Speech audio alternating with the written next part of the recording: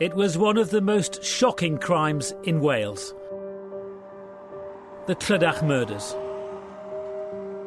It was the most horrendous thing that I've ever seen.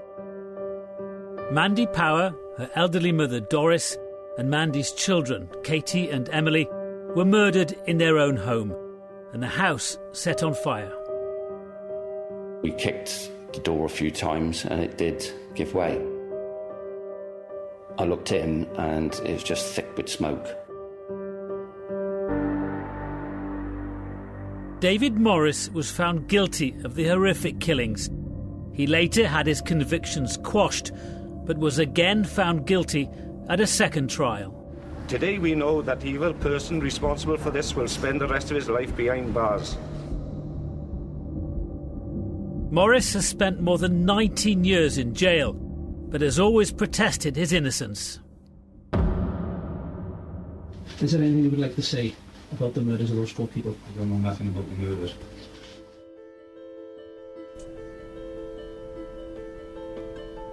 Tonight we reveal potential new evidence and examine questions about the safety of David Morris's convictions for the Clydach murders. We have an elimination sample from him to compare directly, and it doesn't match his profile. Were these the 2 men that you saw that night? Yeah, I'm 100% convinced they are. Stop here, this is where I've seen him. Just here? Just here, where the car is now. And I've seen him perfectly. There are doubts in my head. I think there are serious questions that need to be asked about this case.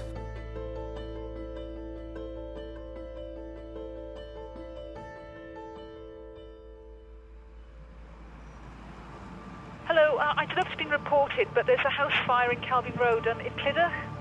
There's a fire in the upstairs bedroom. I've just noticed there's smoke coming out of the neighbour's house. Police in Swansea say a woman, her mother and her 2 daughters were beaten to death before their house was burned down.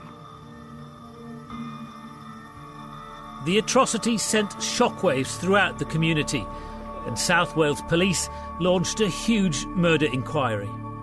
It is an horrific incident. There's somebody that must know who's done this dreadful act.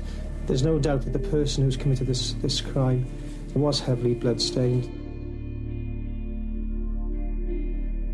Finally, 3 years after the brutal killings, local labourer David Morris was convicted of the murders.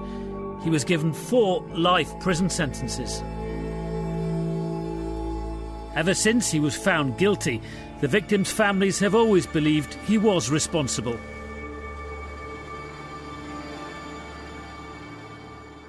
David Morris has always maintained he wasn't responsible for the brutal killings here at Kelvin Road. There's no DNA or fingerprint evidence linking him to the crime.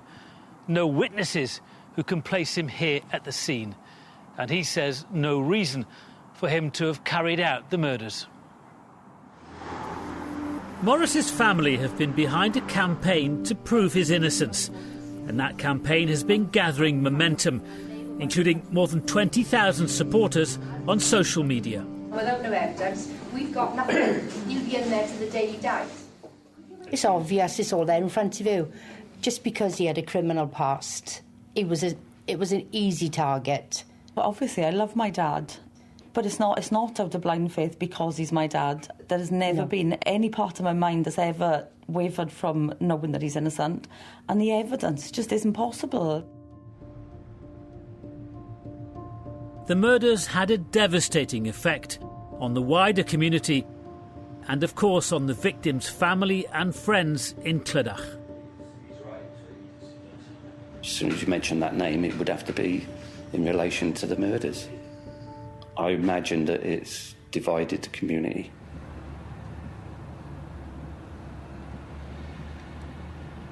I just really struggled with it, Did the community struggle as well? Yes.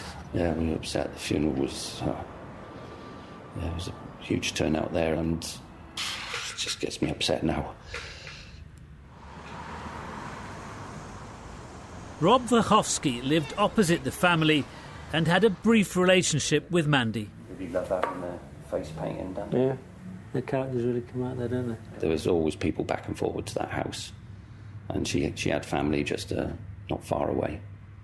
They were always looking after each other, definitely. And it was good that their grandmother was with them, because just showed that they were close-knit.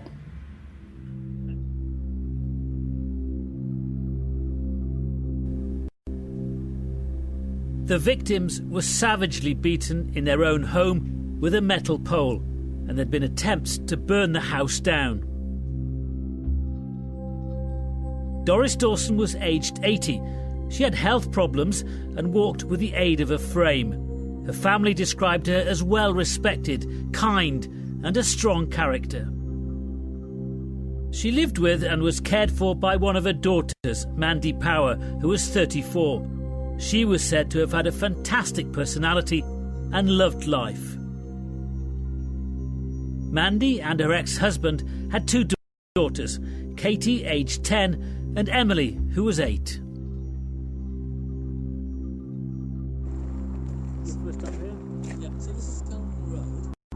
The motive for killing the family in such a brutal way has always been one of the keys to solving this horrific crime.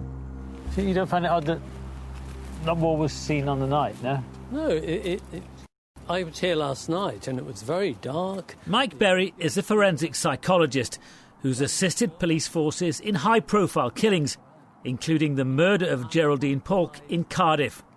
We asked him to examine the files and evidence in the Clydach murders. It's very, very unusual. To have 4 women killed in their family home is extremely rare. We're talking handful of cases throughout the world. The whole family were very vulnerable. And that says something about the mentality or the ethos of the killer. It's widely believed the killer didn't plan the attacks beforehand because the murder weapon, a metal pole, belonged at the property and hadn't been brought to the scene. We know that the killer used a lot of violence. In fact, with Mandy, it was overkill, which again, to me, suggests there's a personal connection. You don't do that kind of killing unless you have a reason, and the reason is personal.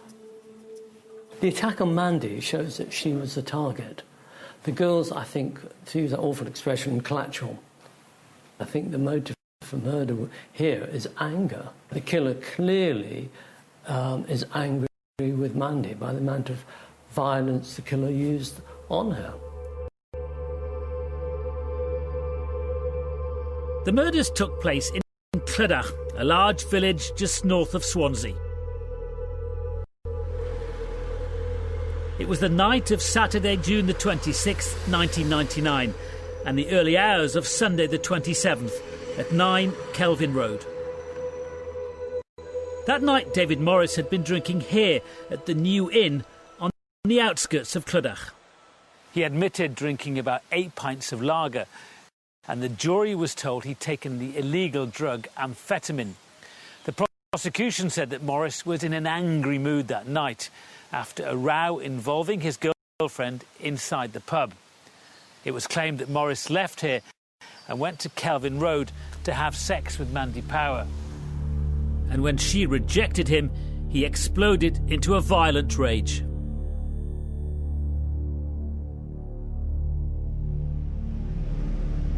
Witnesses say that Morris left the pub at about 11:30 that night. From the pub, it's approximately half a mile to Kelvin Road, a walk of about 15 minutes along the main road. The prosecution suggested that Morris would also have known his way along a quieter route by the river, where he wouldn't have been noticed.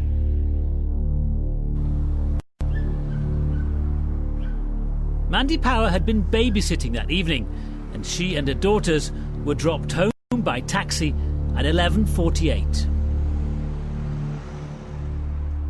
If, as the prosecution claims, Morris left the pub and walked to Kelvin Road, he would have arrived just minutes before Mandy and her daughters returned home. So not only are timing is critical, it's important to try and understand who was killed first. 21 years ago, one of the first forensic scientists to arrive at the scene was Claire Galbraith. It was a particularly chaotic and violent crime scene. We were trying to work out what's happened at the crime scene. Perhaps we could identify a weapon. Maybe we can get some indication of who the offender might have been. Claire Galbraith was one of the few expert witnesses to actually express an opinion on who was killed first, and it was the murder weapon which provided the evidence. When we got upstairs on the top landing, I actually found a pole which was about, well, it was over a metre long, which was blood-stained. Later examination showed that it was stained with the blood of Amanda and the two children, and the injuries were consistent with that having been used to beat all three of them and also Doris. The fact that there was no blood identifiable on the pole, which we could attribute to Doris, may mean that she was killed first and that any blood of hers on the pole was subsequently removed as the pole was used in other ways. We've discovered a report prepared for South Wales Police by another expert who says he also believes that Doris was killed first, but he wasn't called to give evidence in court. I'm going to meet one of the founders of the Crime and Justice Research Centre at the University of Winchester. Brian Thornton has been examining the Clydach murders for 10 years. One of the most significant experts was somebody who looked at the behaviour of the killer. He was absolutely emphatic on this. He was absolutely certain. He said that Doris Dawson had died first and that the killer waited in the house. Brian Thornton says the importance of determining who was killed first wasn't examined in court. He says it's critical to being able to establish if Morris had the time to carry out the killings. There's two areas that make us very confident that Doris died first.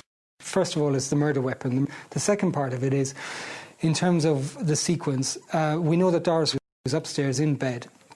And then what the forensic scientists have worked out is that somebody has come into her bedroom and for whatever reason has killed Doris in her bed. But in the process of killing Doris, the killer has smashed a light bulb in the bedroom, which has caused at least the top floor of the house to go dark because it's been fused. Brian says the forensic evidence pointed to the killer having gone into the children's bedroom, removing a TV from a chair and placing it on a bed, and then taking that chair downstairs to the bathroom. The killer stood on the chair in order to reach the fuse box and change a fuse to get the lights back on, and then waited. Why is that timescale so critical? It means that it's nearly impossible for Morris to have done it. He left the pub at 11:30. Mandy and the girls came back just before 12. It means that he will have had to walk to the 9 Kelvin Road, killed Doris, changed the fuses. He'll have to have done all these things. It's impossible. There simply isn't enough time to do that. What is the significance of that? It means that this person who went there knew that house intimately. You have to remember that he had 2 trials. He had 2 defence teams. And for some reason, the defence teams didn't deal with this. There are also questions about whether Morris would have been capable of those actions if he was high on drink and drugs. We know the killer was quite methodical in setting out the fuse box and sorting that out. It hardly gives the impression that he was high with anger and emotions and then suddenly comes down and becomes very methodical in what he's doing. Another important time on the night appears to be 1:45. A neighbour told detectives she'd seen someone actually entering 9 Kelvin Road, but significantly, that person was never identified. I heard a vehicle come from Getleonian Road, across the road, and it sounded like a very heavy diesel vehicle, and I heard it stopped and then the door slammed. Neighbour Rosemary Jones says the car pulled over outside the house and someone got out. And me, now nosy, got out of bed, and as the window was open, I could hear the handle of the door go in. I thought, oh, somebody's gone in there.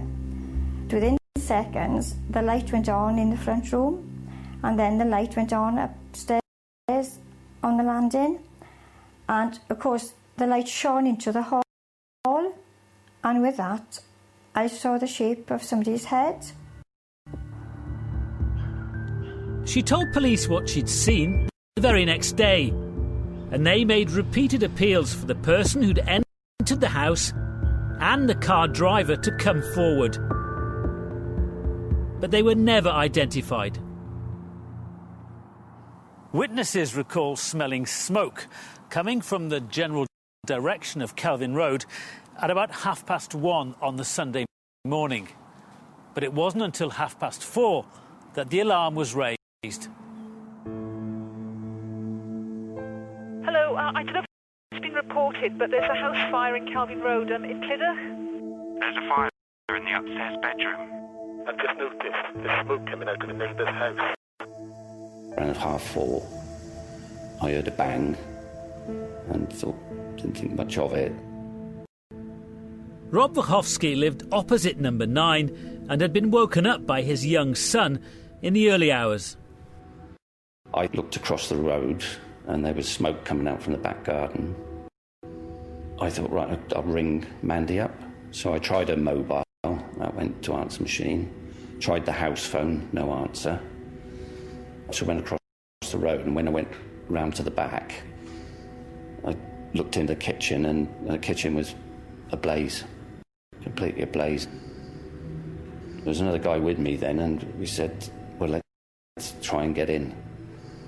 So we kicked the door a few times, and it did give way.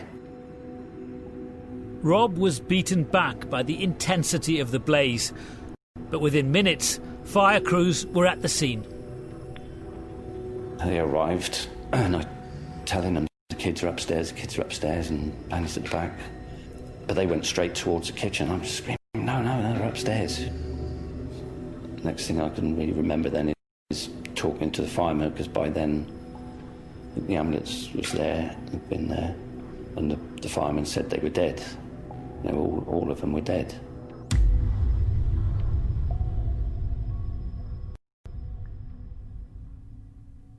Four fires were started in the house after the murders.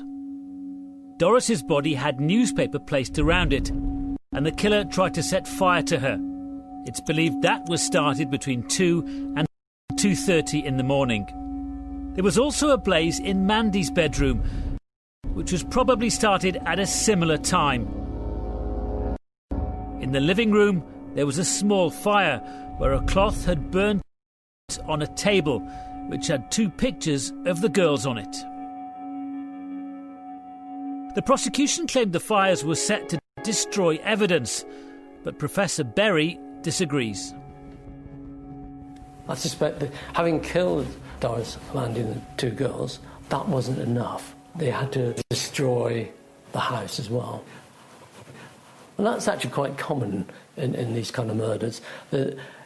I think that the fire setting was not to get rid of evidence. I think it was quite clearly to destroy the house. They've killed the mother, they've killed the grandmother, the children, they burned the house down and wiped them off the face of the earth. The most destructive fire had been set in the kitchen. Experts say that was started between 3:30 and 3:45 in the morning.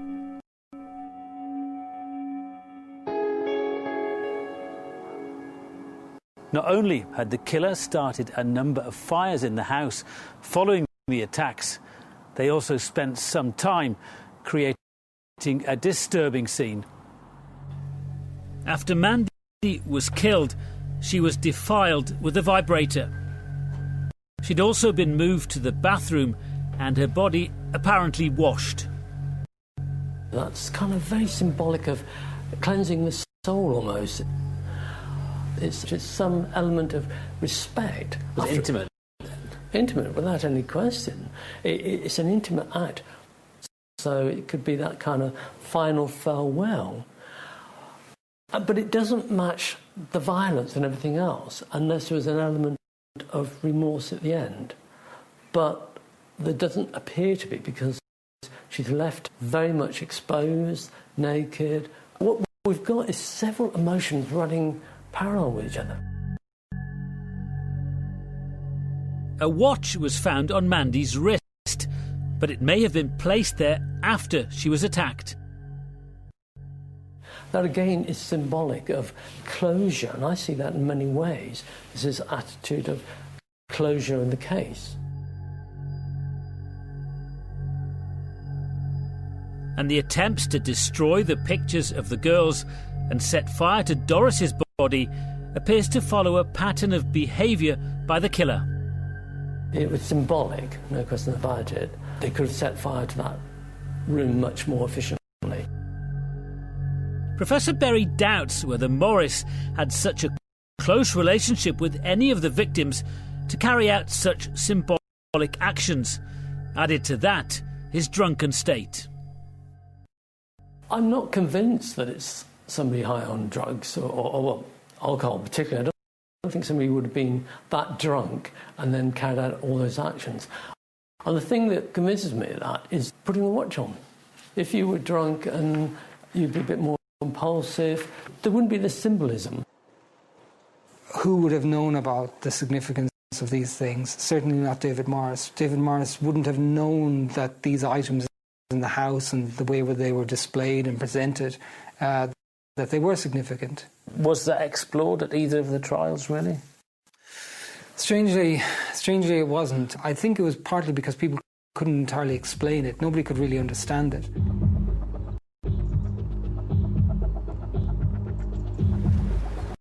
The Clydach killings in June 1999 would become the biggest murder inquiry ever undertaken by South Wales Police. Detectives quickly learnt that Mandy Power had been having a lesbian relationship with former police officer Alison Lewis. The Lewises became the main focus of their inquiries. Police spent months investigating Alison, her husband Stephen, a serving police officer, and his twin brother Stuart, also an officer with the South Wales Force. They even went as far as bugging Alison and Stephen's family home. In July 2000, the three Lewises were arrested. Alison and Stephen on suspicion of murder, and Stuart for perverting the course of justice. Craig Hooper is a journalist who covered the murders and Morris's first trial. One of the things that the police always do is look at relationships. Who's the closest to them? And this is what they did in this situation. What about Alison and Stephen? What were their alibis on the night of the murder? Their alibi was that they were lying fast asleep next to each other in the marital bed. I believe that Alison had already sought legal advice about getting a divorce. But they've always maintained that Stephen didn't know about the affair until Alison told him the day after the murders. Police were also told of claims that Stephen had threatened his wife's lover. One of the neighbours of Mandy had given evidence to say that Stephen had been outside once and had said something to the effect of, "Stay away from my wife or I'll kill you," which he said it was a joke. He didn't realise that they were having an affair. Stephen's twin brother, acting Inspector Stuart Lewis, had been on patrol in the Swansea area that night, and he was the most senior officer to arrive at the scene after the alarm was raised. was a while after putting the fire out that they realised it was a murder. But I think any serving police officer would probably tell you that what happened was bizarre. He wasn't there for long, I think 8 minutes. Then he left the scene. It was clearly a horrendous situation. But what he didn't do is preserve the scene. It made the police look at themselves and look at their own serving officers as potential suspects in this case. It's also disputed whether Stuart Lewis reported the deaths as suspicious. In addition, Stuart Lewis's logbook for that night went missing, and he didn't fill in his pocketbook until the Monday. He never gave evidence in court, but in police interviews claimed he was on general patrol between 10 past midnight and 2 in the morning. On the night of the murders, there were no sightings of David Morris near to Kelvin Road. But we've spoken to 2 witnesses whose testimony, if true, raises questions that have never been fully investigated about the whereabouts of Stephen and Stuart Lewis that night. A former taxi driver has claimed that he distinctly remembers seeing 2 men in Clydach after dropping off a fare in the early hours of the Sunday. The only reason I've come forward again, I walked through this park 2 weeks ago and there's a poster displayed on a post that evidently it just brought it all home again, you know. So this has been nagging at you for years? Yeah, it has, yeah. I suppose the back of my mind it has, yeah. And this was and that's the taller guy that I saw that morning when I was taxiing. I came back down Vardray Road. There were 2 blokes walking towards me on the pavement next to the taxi, my side. And what struck me was they were very, very similar. Both dark hair, sort of cropped, very, very similar features. So how far were they away from what, of course, then latterly transpired to be the murder scene, Kelvin Road? A couple of minutes away, I suppose. And what time in the morning was this? It was gone 2, I can't be precise. Perhaps 2 in the morning. The next day, Mike learned of the murders in Clydach and says he called the police. I phoned Swansea Central, I think it was, at the time, and they just took all my details and said that the person who's dealing with it or that team will be in touch. Never heard anything at all. 2 weeks later, he claims he called the police a second time to say he could now identify the 2 men, having seen their photographs in a newspaper story about the murders. Were these the 2 men that you saw that night? Yeah, I'm 100% convinced they are. It's striking, actually. One was slightly taller than the other. That's the taller one, which I believe is Stephen Lewis, and that's the brother, slightly shorter. When their pictures appeared in the press, I realised, you know, it was them that I'd seen that morning, and there was an incident room phone number which I contacted and explained what I'd seen and the information I had. He took my details and said that someone dealing with the case would make further contact to arrange to come and take a full statement, and that didn't happen. We understand that Mike has been recently contacted by detectives in order to investigate his claims.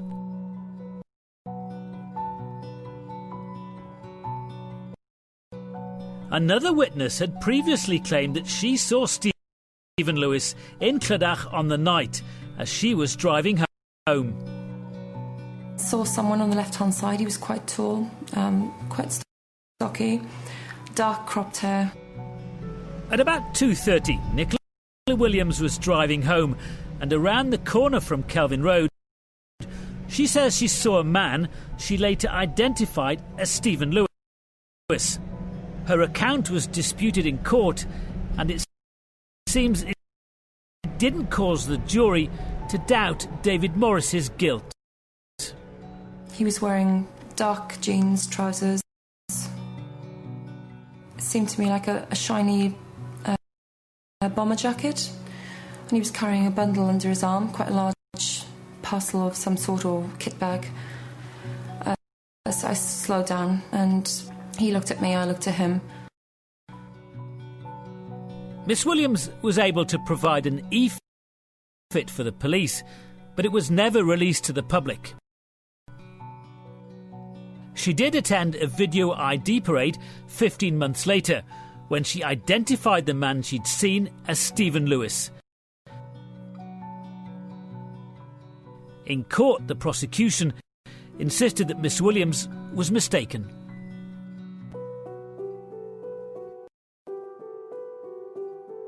Another witness has come forward who claims to have also seen a man carrying a bundle that night. John Allen says he was driving near Clydach when he saw a man near to Kelvin Road between 4 and 4:30 in the morning. And you drove out this way back towards Clydach? Yeah, I come up here, drove that way. The fork is in the road down by there. And then we went towards Clydach. John Allen says he was on the mountain above Clydach with others in the early hours of the morning.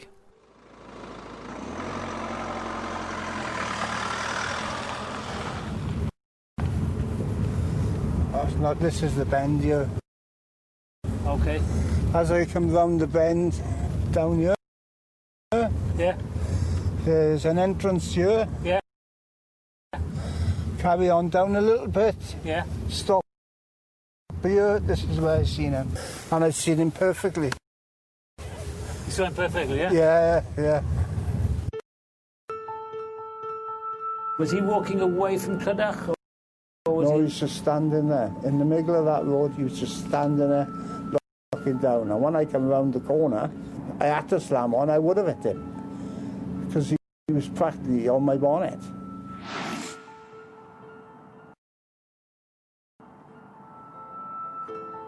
Do you remember what clothing he had on at all? He just had like a bomber jacket on. And he was carrying a green tent bag. It's like a sausage, it is, so you keep your kit in and stuff. And he was carrying this under his arm? It was under his arm, like, yeah. He wasn't actually carrying it. John Allen says he continued driving down the mountain road, right past Kelvin Road, where the fire brigade had arrived. But he didn't come forward to say what he'd witnessed at the time. You didn't go to police with information about having seen somebody on the mountain road that night? No, I didn't. Why didn't you do that? Be honest with me. Were there reasons why you didn't want to go to police with any information that night? Well, no, not really. Had you been in trouble with the police yourself? I've been in trouble with the police, yes. I admit that. And I was a disqualified driver. All right, I've been a bad boy in my time. I admit that. I'm not going to hide it. 2 years later, John says he was in a local supermarket with his girlfriend when he claims he saw again the same man who'd been on the mountain road on the night of the murders. Now, he seen my girlfriend first, then he seen me. I made eye contact with him, and I know that was him from the mountain road. 100% I know. Why have you decided to come forward now at this point? Because it's been on my mind for 20 years. I've got no reason to lie on it. There's no vendetta against police or anything like that. Do you know what I mean? This is just for justice for the community and everybody that was involved. So, on the night of the murders, a man fitting a similar description had allegedly been seen by 3 separate witnesses near to Kelvin Road in Clydach.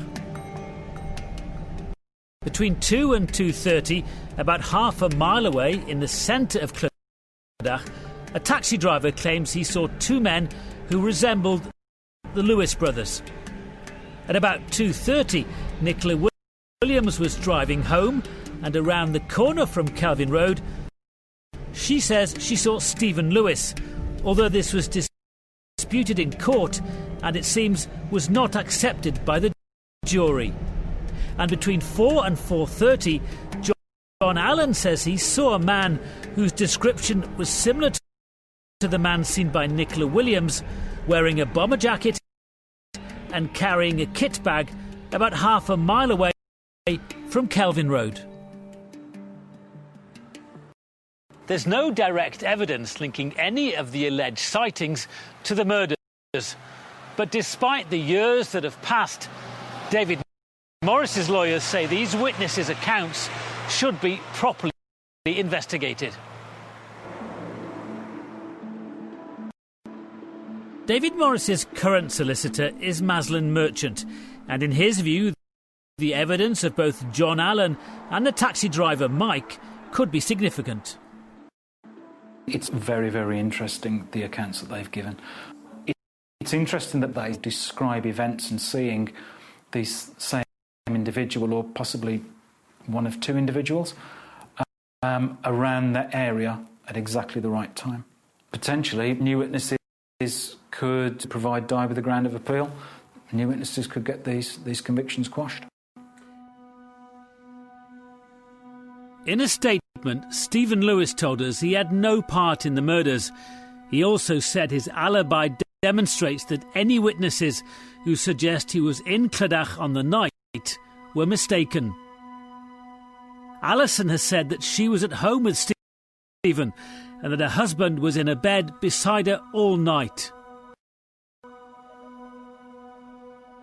And Stuart Lewis has said he didn't see Stephen or Alison at all that night.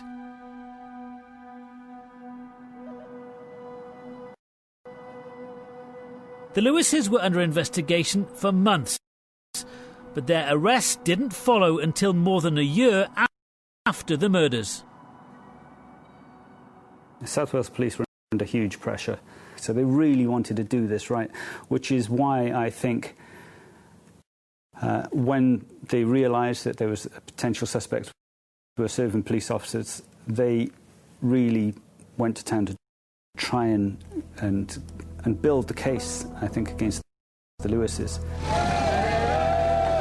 After their arrests, they were questioned for 4 days and then released on bail.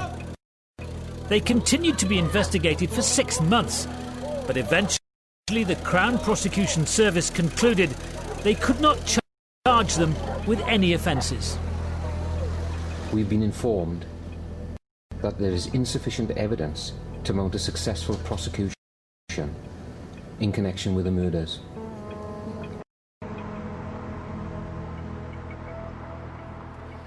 Detectives in the murder investigation room here at Cockett Police Station in Swansea were back to square one.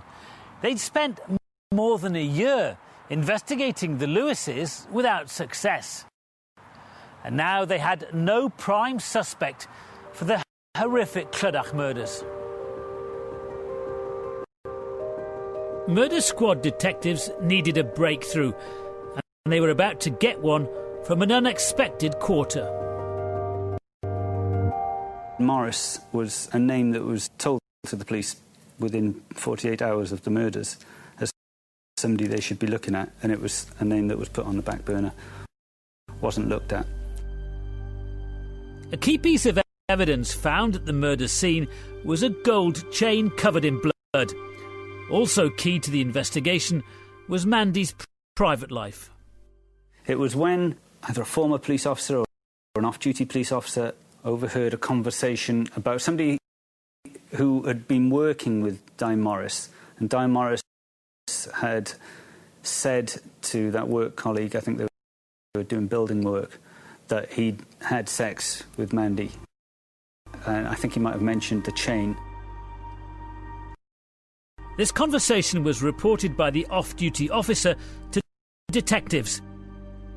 They also knew that David Morris was the boyfriend of Mandy Jewell, and she had been Mandy Power's best friend. South Wales Police are questioning a man about the murder of 3 generations of the same family. The deaths... You were this morning at 7:20 a.m, am I right? Yes. This interview is for you to give an explanation, an account of anything you know about the murders of Doris Dawson, Amanda Jane Power, Katie Jane Power and Emily Jane Power. Is there anything you would like to say about the murders of those 4 people? I don't know nothing about the murders. Morris eventually claimed he'd been in a sexual relationship with Mandy Power, but he didn't tell police this straight away. In his original police statements, he didn't mention any relationship until after his arrest, and when he was questioned about exactly where he'd been in 9 Kelvin Road before the murders. When have you been in the house, Dave? Oh,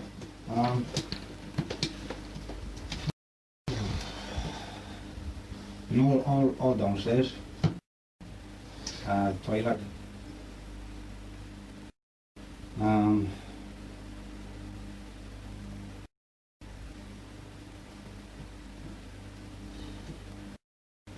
I'm upstairs with Mandy once. Okay, tell me about that occasion then. You've been upstairs with Mandy once, because that hasn't been revealed in your statements before. No. You said before, didn't you, that you've never been upstairs in the house?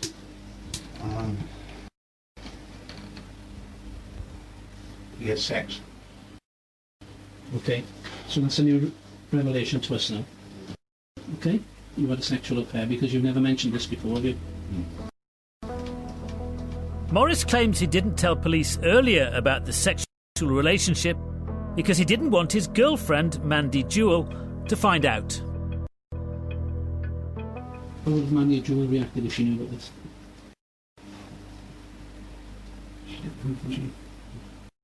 Relationship over and everything. It wasn't until he gave evidence in court that Morris claimed he'd been at 9 Kelvin Road on the Friday morning, the day before the murders. He says he went there and had sex with Mandy Power. The trouble with that claim is that there's no one really to corroborate the story. And there's conflicting witness evidence about both Morris's whereabouts on the Friday morning and also Mandy Power's. That Friday morning is pivotal because that's when Morris claims to have left his gold chain at the house. He says he left it in the kitchen. But it was found on the floor of Doris's bedroom, covered in blood.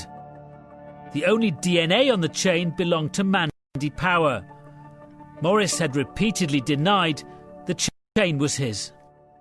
Did you leave that chain at Mandy's house? No. On Saturday night? No. You sure? And possibly, I had no reason to hurt Mandy or the children. I got no possible reason whatsoever. You know, why bloody hell would I do it?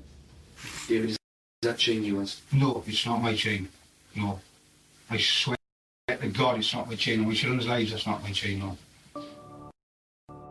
Morris continued to lie about the chain because he says he didn't want his girlfriend to know he'd had sex with Mandy Power.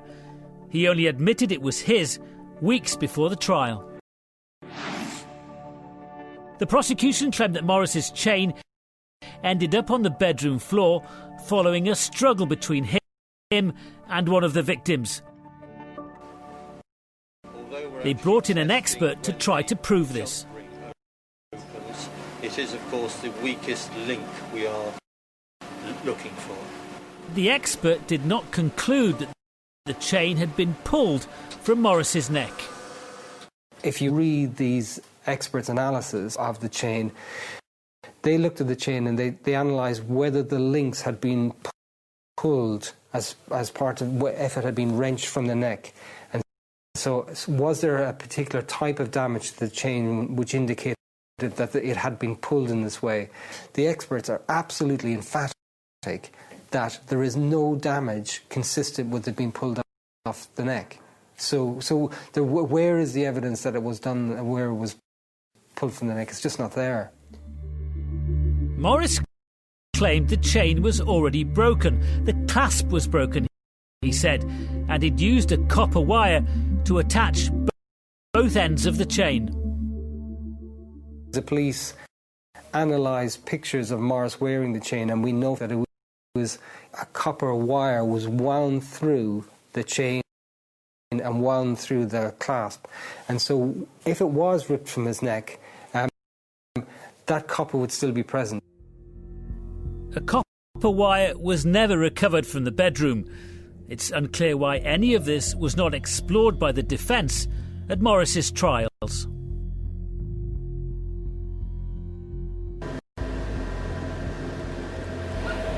David Morris may have left his necklace at Kelvin Road in disputed circumstances, but there was no DNA or fingerprint evidence linking him to the scene.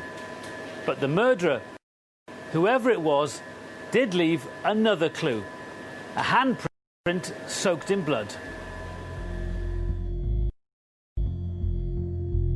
The handprint was discovered on the carpet of the living room floor, near to a number of videos which had apparently been searched through, as they too had traces of blood on them. It would appear that he's placed the hand down all in one go, fingers and palm.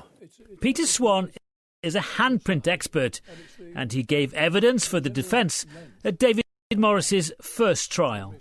2 specific areas of the palm down at the bottom, very important areas. They're fixed, as it were. Yeah. They don't move about. So using that as a base, then one can compare palm prints to see if they match or are a physical fit with fingers. We've got the mark on the carpet, we've got the handprint of David Morris. We're trying to make that fit that. Mr. Swan took the left handprint made in blood and then took Morris's handprint, which is overlaid here in black, for comparison. You can see quite clearly between the left ring finger and the left little finger, these two here, you've got this distinctive V sign, really, that the fingers don't come into alignment with the fingers on the carpet. This slight deformity of the fingers there, which is giving this wide V-shaped appearance. So this V-shape here makes you believe there's a strong possibility that this handprint, the one that was left at the scene, isn't David Morris's. That's correct. The handprint of David Morris does not fit the hand mark on the carpet.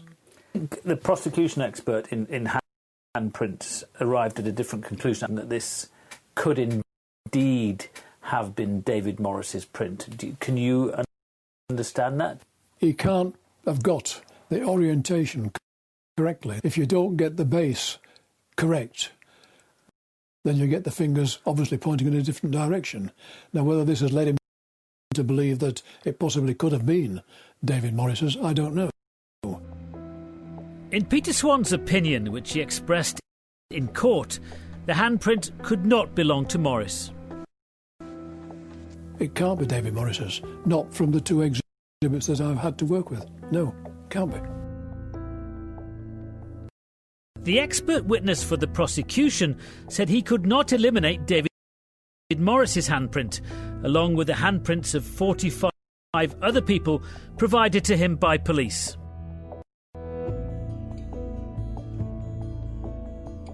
The team working to get Morris's case back to the Court of Appeal believed that forensics could still hold the key. There was an acceptance both on the prosecution and the defence side that there was no forensics in the house and there was no DNA. So pretty much the defence and the prosecution then largely forgot about the forensics entirely. Even though, when you look at it now, there's a lot to be learned there. A leading forensic scientist has been examining the evidence for Morris's team. There was various levels of fire damage afterwards, smoke damage. What is the effect of that on DNA at the scene? The smoke in and itself is not something that is going to affect our chances of recovering DNA. The fire and the heat is the thing that will degrade the DNA itself. The DNA technology available now is so much more advanced and sensitive than 20 years ago that we can generate profiles from almost no material whatsoever. DNA samples were taken from various people in the hope of proving they were present at the scene, or if not, they could be eliminated. We do know that there are unanswered questions. The tests that have been done have identified DNA that cannot be positively attributed to anyone for whom we have an elimination sample. And we know that's not David Morris's? Yes, because we have an elimination sample from him to compare directly, and it doesn't match his profile. Crucially, a partial male DNA sample was recovered from the murder weapon, a metal pole. Samples have been recovered from either end where you might ordinarily hold or wield a weapon. But when you think of something of length, it becomes quite clunky to kind of swing a pole which is long, and you might use it in a different way to maybe how you'd use a baseball bat. You might jab it, or you might hold it in the centre. So you'd like the centre of the pole tested for DNA or other forensic evidence? If possible. Another key item found at the murder scene was a white sports sock covered in blood.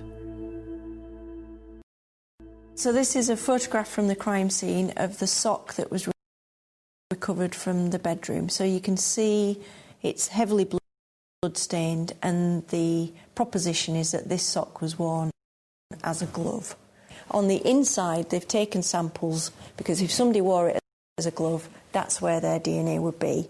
But the blood staining suggests that when the sock was worn as a glove, it was worn inside out. So if the other side of the sock was tested, what would you expect it to reveal in terms of DNA?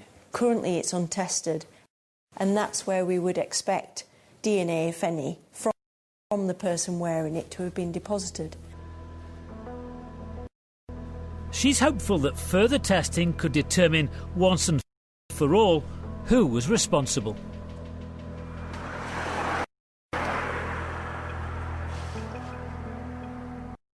Another key piece of evidence concerns Morris's alibi. He'd been drinking in this pub on the Saturday night, but what happened after he left is unclear. Morris again changed his story, and his version of events didn't match that of his girlfriend.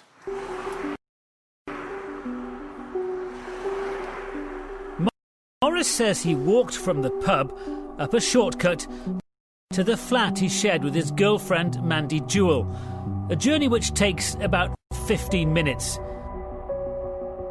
But after arguing with her in the pub earlier that night, he decided not to go in to the flat. I was walking home, I was like, right, I'm going in, having it out with an allocator, but then when you get to like, your ass goes a bit, you know what I mean? Just like, I was going in, I was going to be actions like, just like, bollocks, I'll see you in the morning. Then Morris claims he walked down lanes and a quiet country road towards Swansea for another hour and a half, past Morriston Hospital to Llangafellach roundabout. But instead of carrying on to his parents' house a further 3 miles away, he says he turned around and headed home. Started pissing on the ring. I was thoroughly sore.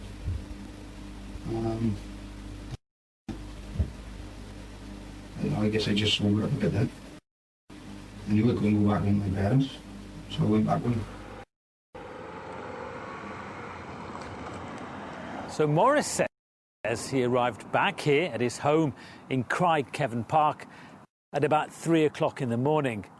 He says his girlfriend answered the door to him and he put his wet clothes in the washing machine. I then went back. She opened the door, didn't speak. So you go into the back door? Yeah. Did the dogs make a noise or anything? She opened the door, Mandy opened the door. Oh, she opened the back door for you, did she? Did she ask you where you'd been? No, we were talking. That was Morris's alibi, and the only person that could corroborate that was his girlfriend, Mandy Jewell, and she had a different version of events. She originally told police he arrived home between 10:30 and 11 p.m, and she didn't see him when he entered their home. But in court she said she didn't know what time he arrived home, and she did get up to let him in. Their stories had repeatedly changed. The trial against David Morris lasted 11 weeks. The jury was told that Morris had dozens of previous convictions and he had a tendency towards violence, including against his own girlfriend. On June the 28th, 2002, the jury returned to deliver their verdict. David Morris is tonight starting 4 life sentences after being found guilty of the Clydach murders. It has been 3 long and difficult years since Mum, Mandy, Katie and Emily were so cruelly taken from us. And today we know that the evil person responsible for this will spend the rest of his life behind bars. We are unable to understand the evidence that was presented to the court. We are told by David's lawyers that there are good grounds for an appeal which will be commenced straight away. In 2005, after a hearing at the Court of Appeal, Morris's 4 convictions for murder were overturned. The appeal court said there'd been a conflict of interest. A year later, Morris faced a retrial at Newport Crown Court, and he was convicted for a second time. What the juries at both of Morris's trials didn't know was that the police had 4 separate profiles of the Clydach killer. Morris didn't fit the profile in one of the reports, and the other 3 are not available to the current defence team. It's not known if Morris fitted any of these other profiles. Having examined the Clydach files, we also asked Professor Berry to build a likely profile of the murderer. I want to challenge the idea that we always automatically assume that men kill. So I'd start on the basis that gender could be either male or female. It would have to be somebody physically strong. That's got the characteristics of a more mature killer. They know the house well, which means it's somebody who's been in the house lots and lots of times. Somebody who felt comfortable there. There were also no signs of forced entry at the property. This is somebody known to the family and local. A madly drunken person could have done it, but then there's too much organisation aspects to it, which I think a drunken person would have made an impulsive action and then left. Professor Berry also considered the likely behaviour of the person responsible after the killings. I'm looking at somebody that would be able to cope with walking around a house having dead bodies. Now, that leads on to the interesting thing about how do you behave after killing. I would expect to see the killer suffering from quite traumatic stress afterwards. Professor Berry concluded there were a number of people who might have carried out the murders, and he couldn't rule out David Morris as a strong contender.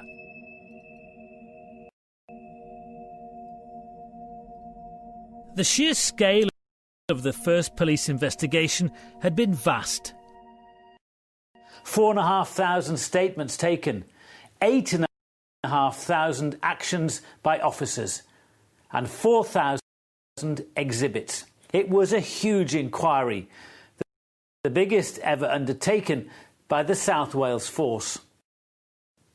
But not all of that material had been made available to the defence. We do believe that there was a lot of material that wasn't handed over, but the difficulty with that is we don't know what it is because it wasn't given to us. There's probably files held by the police that would be highly significant to us. Hundreds of documents were not seen by the defence under court orders called Public Interest Immunity, or PII. PII is a method by which the prosecution can suppress the disclosure of relevant material in a criminal trial. So it's suppressing material which in principle assists the defence or undermines the prosecution case. It must therefore always be used sparingly. Simon McKay is a barrister and a leading expert on civil liberties and human rights. He's concerned about the use of PII, which is more commonly used in cases of national security. How often would you expect to see PII applied for in a murder case, however gratuitous the murder? Disclosure becomes all the more important and acute the more serious the offence, particularly where someone might be facing a life sentence. In those circumstances, it's terribly important that the process is applied rigorously, and you would expect to see it applied fairly infrequently. This case certainly has a significant volume of material that was the subject of a series of public interest immunity applications, and there is not an obvious reason as to why you would expect that to arise. When one looks at the entire context of the case, then it's understandable that one walks away from this case with serious concerns that justice has been done. South Wales Police says it carried out an extensive investigation, and David Morris was twice convicted by a jury. It says it acknowledges the significant impact the case continues to have on the victims' families and the wider community, and it awaits this programme with interest. The Dawson and Power families this week issued statements saying the verdict was the correct one, and they've no doubt the right person is behind bars.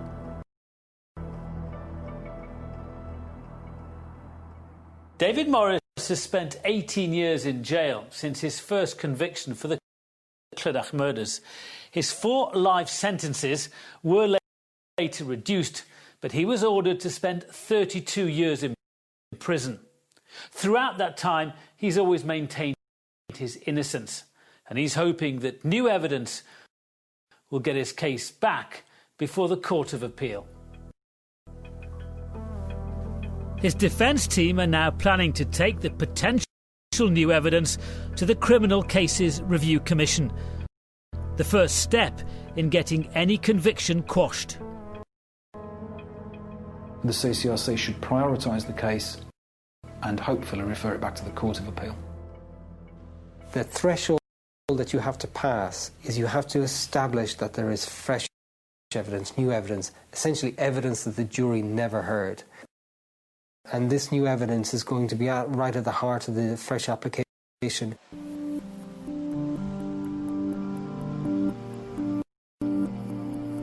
David Morris's family are continuing their efforts to free him, and the public campaign continues to gather momentum.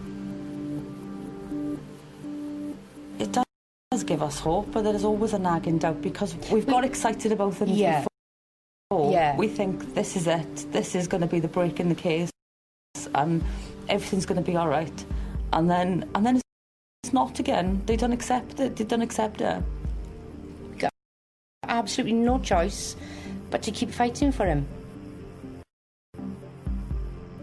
Tonight, they hope concerns raised about the safety of Morris's convictions will be heard.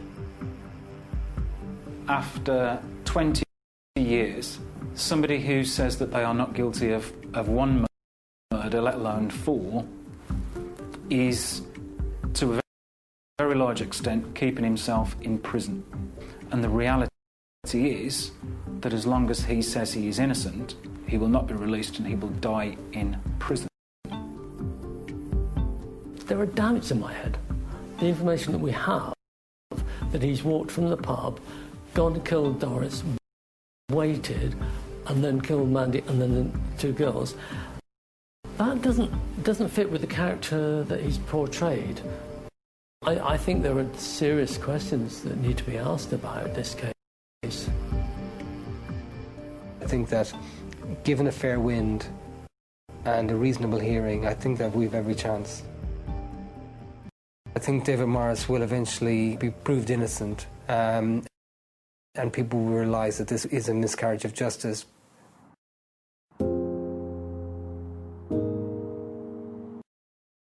The murders of 3 generations of the same family has left its mark on the community of Clydach.